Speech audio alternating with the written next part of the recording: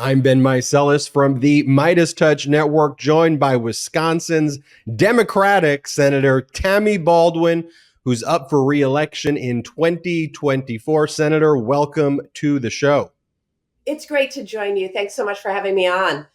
Well, especially after this weekend, I wanted to have you on because we saw what's at stake right now and in the 2024 elections. MAGA Republicans almost shut down the country. Thankfully, a continuing resolution was passed. But what is your reaction to everything that we just witnessed? Well, it's so clear that we have to function with bipartisanship in the Congress if we're going to avert a disaster. We were on the brink earlier this year of defaulting on the debt, and it was up to the final days when finally Speaker McCarthy recognized that the only way this was going to the only way we're going to avert disaster is by working across party lines. And he created a framework for the budget with President Biden, and overwhelmingly both houses adopted that framework. Now we are working with that framework in the Senate. And I'm on the Senate Appropriations Committee. We put together our 12 bills. They are overwhelmingly bipartisan, and they follow the letter of the framework that was set up earlier this year. But on the House side, oh my gosh, just chaos. They walked away from that deal earlier, and we were on the brink of a shutdown because of that until, in the 11th hour, Speaker McCarthy again realized that the only way to function is in a bipartisan manner. So we've averted a shutdown, but it's very uncertain what's going to happen in the House as far as making progress so that we don't face this crisis again on November 17th. That's when the continuing resolution will expire. You have these MAGA Republicans lecturing the country on being fiscal conservatives and reining in the deficit. And I never thought that I'd ever do this in an interview with a Democratic senator, but I want to show you a clip of Ron DeSantis from the GOP debate where he actually makes a valid point. And it's hard to believe I'm even saying that. So I want to show you the clip, and then I want to ask you a question about it. Play the clip. And you know who else is missing in action? Donald Trump is missing in action. He should be on this stage tonight. He owes it to you to defend his record where they added $7.8 trillion to the debt. That set the stage for the inflation that we have now. Now, back in 2017, you introduced an amendment. You called it. You introduced an amendment to prohibit the tax cuts from increasing the deficit. Now you have these MAGA Republicans pretending to be fiscal conservatives when they're the fiscal arsonists. How do you message that to the public, though, that that's what went down? Gosh, and it certainly went down under the previous Republican president, George W. Bush, with tax cuts and two wars. But let's go to 2017, when the tax bill is before the Congress. The benefits of that tax measure inured to the benefit of the very wealthy and large multinational corporations. Many in the middle and working class found their taxes went up. And it was a $1 trillion+ giveaway to the very wealthiest and powerful.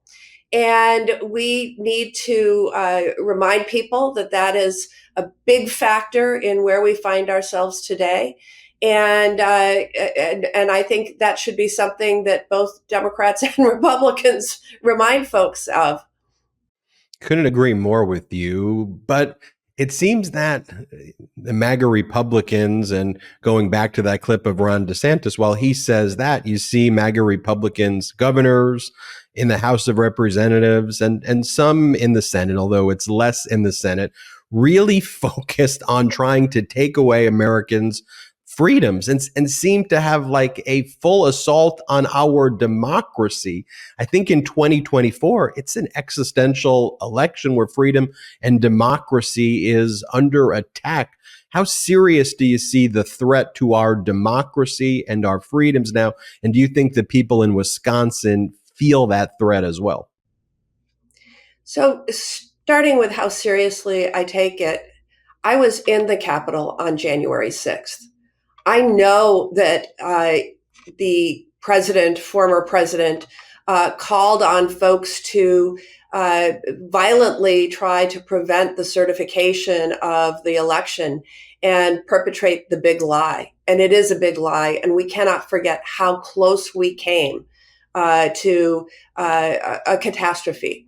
So I take this very seriously. In Wisconsin, too, we know that under our previous governor, Scott Walker, there were all sorts of limitations enacted into law, making it harder for people to vote, especially young people, people of color, the elderly. It was calculated. It was all that combined with gerrymandering is all about politicians trying to select their electorate rather than the electorate selecting their politicians.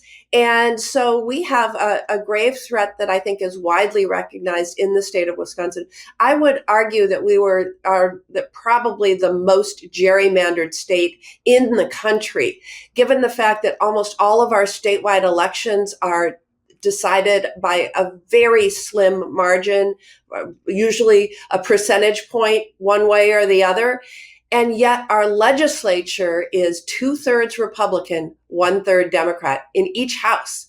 That's how gerrymandered our state actually is. So people in Wisconsin recognize that their vote has been diminished, and that Republican politicians are trying to make it harder for them to exercise their franchise. And now you have Republican politicians in Wisconsin attacking the new Wisconsin Supreme Court Justice Janet Protasewicz for following the law. You know, Wisconsin politics really fascinates me, right?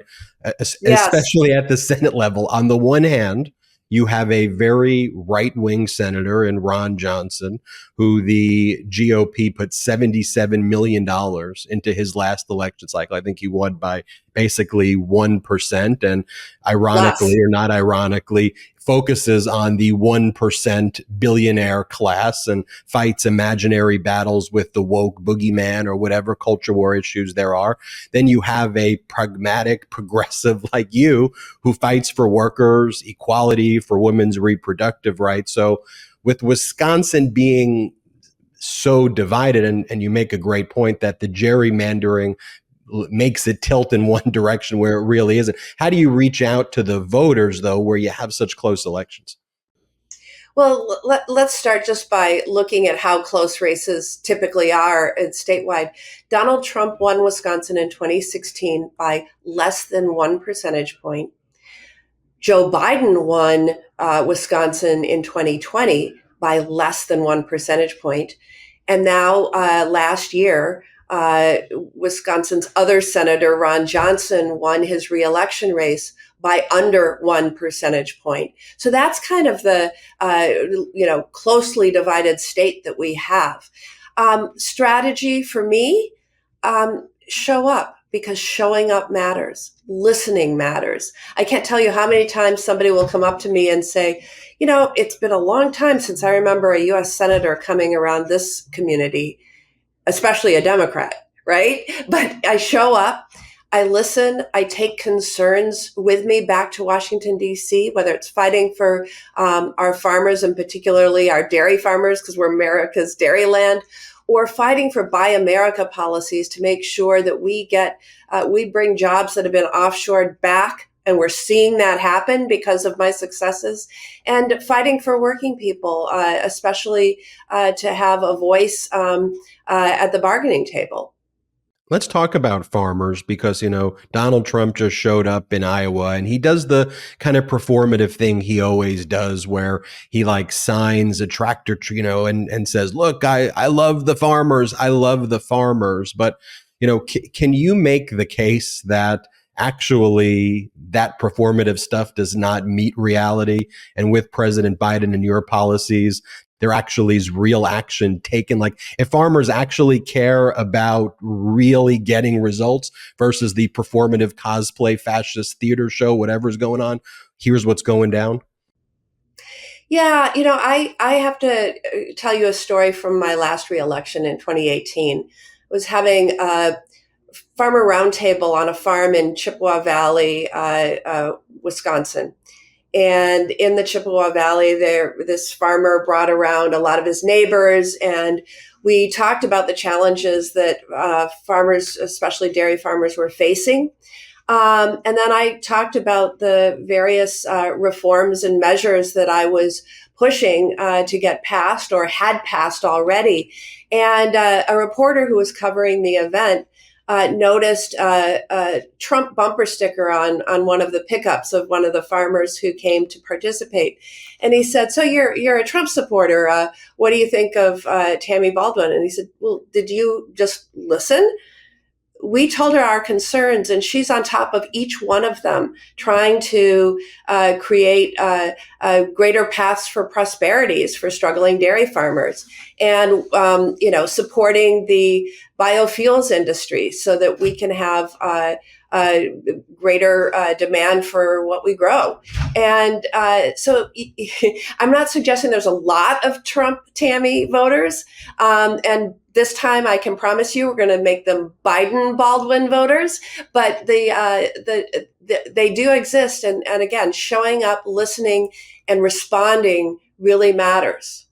And one of the things we always talk about here on the MeidasTouch Network is just want to have serious conversations on the issues, and we could have disagreements, but all this stuff that is so strange to me that's defining the MAGA Republicans with talking about the woke this, and every week it's which Disney character triggers them more for whatever racist or hateful reason that it is. But I suspect when you go out and speak to the voters of Wisconsin, they're not worried about, is the princess too woke this week? I think they're focused on prescription drug prices, child care. So when you speak to Wisconsin voters, what are the issues that matter? What are the issues that you're fighting for? Call them kitchen sink issues, kitchen table issues. What are people?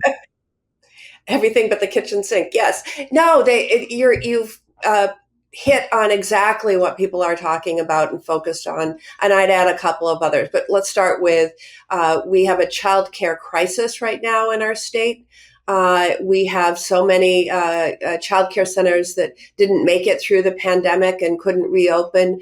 When you actually pay the child care workers what they're worth, the price of tuition becomes high enough that many parents can't afford it. And so we are seeing a real crisis in terms of the availability of childcare, and therefore the possibility for parents to go back to work.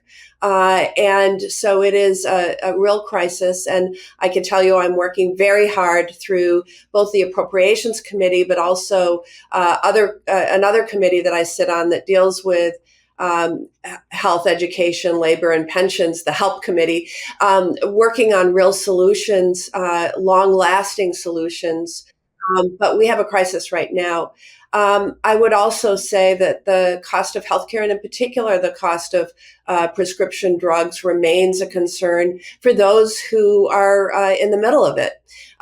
Wisconsinites with diabetes, seniors with diabetes are now getting their insulin for no more than $35 a month out of pocket. But people under 35 are not. And that's something that we hope to get over the finish line very soon, maybe even by the end of this year, if possible. I'm working very hard to pass prescription drug reforms that would make insulin affordable to anybody who relies on it for their lives. But I would also add the opioid epidemic, the substance use disorder epidemic, is a real concern. Later this week, I'm hosting a virtual roundtable with leaders of communities across Wisconsin about what challenges are they facing with the significant uptick in overdose deaths that we've seen nationwide and in Wisconsin. And then lastly, I wanted to mention the other issue in Wisconsin that is on a lot of people's minds and really drove incredible participation in our spring primaries, our spring general election, which is the fact that once Dobbs was decided and Roe versus Wade was overturned at the national level, governance over the issue of reproductive freedom and abortion care went to the states. And in Wisconsin, we have on our books literally a law passed in 1849 that is a criminal ban. Which means doctors, nurses would be potentially prosecuted with felonies. And so that's what Wisconsin women were living under. They basically went from being, having the rights that we associate with the 21st century to back to the 19th century. And they have fewer rights than their mothers and grandmothers. And we're trying to fix that. We're trying to fight. I'm the lead author of the Women's Health Protection Act at the federal level. That is the bill that would codify Roe versus Wade and tell the states that they couldn't further encumber those rights the way states like Wisconsin and Texas and Florida have. And finally, I know there's a lot going on now, but inflation continues to fall. It's now actually lower than pre-pandemic levels, which is remarkably good news thanks to actual action like the Inflation Reduction Act. But it doesn't mean that it's a time to, spike the football or the Green Bay Packers football yet, because there's still a lot of work to be done and people still feel the pain when they go into the supermarkets. Now, on the other end of the spectrum dealing with the inflation issue is the issue of price fixing. At USC Law, I teach a class that deals with antitrust, and I actually study legislation that you've introduced. You're a pioneer in introducing important antitrust legislation. Can you explain to the American people and the American voters what else is taking place that is resulting in some of the prices feeling higher or being higher than they should, and what action is being taken to address those issues at a legislative level? Yeah, well, let me give you one that's has a legislative piece of it, but it is not the entire picture, and that is giving the agencies that fight these issues the resources they need to be effective in doing so. And those are the Federal Trade Commission and the Department of Justice. Both agencies play a big role in trying to protect consumers from monopolies, and they're supposed to scrutinize big mergers and acquisitions to see how they will affect consumers. And unless we give them the resources they need to do that job effectively, things sometimes don't get adequately scrutinized. And frankly, we're dealing with one of those issues right now in the state of Wisconsin. There was a merger some years ago between Spectrum Brands, which owns Rayovac, and the Energizer Battery Company. And it was literally kind of rubber stamped. And now Wisconsin is dealing with the threat of the closure of 2 battery factories in rural communities in south central Wisconsin that would devastate those communities and those workers. So that's a big thing that we need to do. But I would say legislatively, let me give you one example, just one example of many of something that I've been very active on, and that's with regard to the freight rail system. So how does that affect a consumer? Well, if somebody is producing things, can't get their products to market or can't get their inputs delivered because of the big freight monopolies, that raises the price of the things that we buy. And it has a huge impact on the ultimate price that consumers pay. I have been fighting the duopoly, we call it, in the freight rail system. But people in Wisconsin talk to me regularly about the need to ship their products by rail, but the unavailability or the incredible high cost that they can't really even bargain with because they're captive to one rail company and don't have competition in that arena. You know, Senator, I'm sick and tired of politicians who talk smack but don't get things done. What I appreciate about you is you're someone who rolls up your sleeve, gets it done, has conversations in the weeds, because those result in actual benefits to people's lives. I know the people of Wisconsin and the people throughout America feel that way. Thank you for joining us here on the MeidasTouch Network. We hope you'll come back. Thank you. Thanks for having me. Democratic Senator from Wisconsin, Tammy Baldwin, thank you for joining us on the MeidasTouch Network. And if you want to support Senator Baldwin's campaign, go to TammyBaldwin.com right now. Go to TammyBaldwin.com and make sure you hit subscribe on our YouTube channel. That's TammyBaldwin.com. Hey, Meidas Mighty, love this report? Continue the conversation by following us on Instagram @MeidasTouch to keep up with the most important news of the day. What are you waiting for? Follow us now.